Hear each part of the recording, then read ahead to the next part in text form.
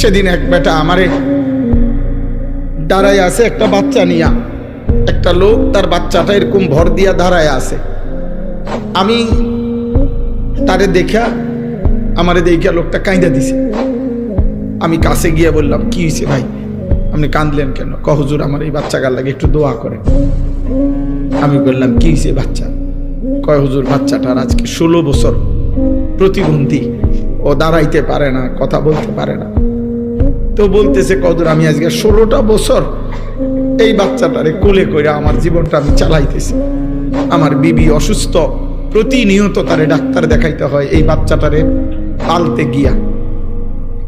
16 বছর পর্যন্ত যে বাচ্চাটা একটা কদম ফেলতে পারে না, দাঁড়াইতে পারে না, সেই মালিক তোমারে প্রতিদিন দাঁড়াইবার ক্ষমতা দিছে।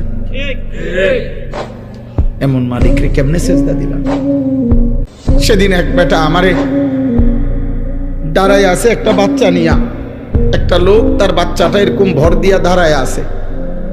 আমি তারে দেখা আমারে দেখা লোকটা কাঁদা দিছে। আমি কাছে গিয়ে বললাম, কি হয়েছে ভাই, আপনি কাঁদলেন কেন? হুজুর আমার এই বাচ্চাটার লাগে একটু দোয়া করেন। আমি বললাম, কি হয়েছে বাচ্চা? হুজুর বাচ্চাটার আজকে 16 বছর, প্রতিবন্ধী, ও দাঁড়াইতে পারে না, কথা বলতে পারে না। তো বলতেছে, হুজুর আমি আজকে 16টা বছর এই বাচ্চাটারে কোলে করে আমার জীবনটা আমি চালাইতেছি। আমার বিবি অসুস্থ, প্রতিনিয়ত তারে ডাক্তার দেখাইতে হয় এই বাচ্চাটারে পালতে গিয়া।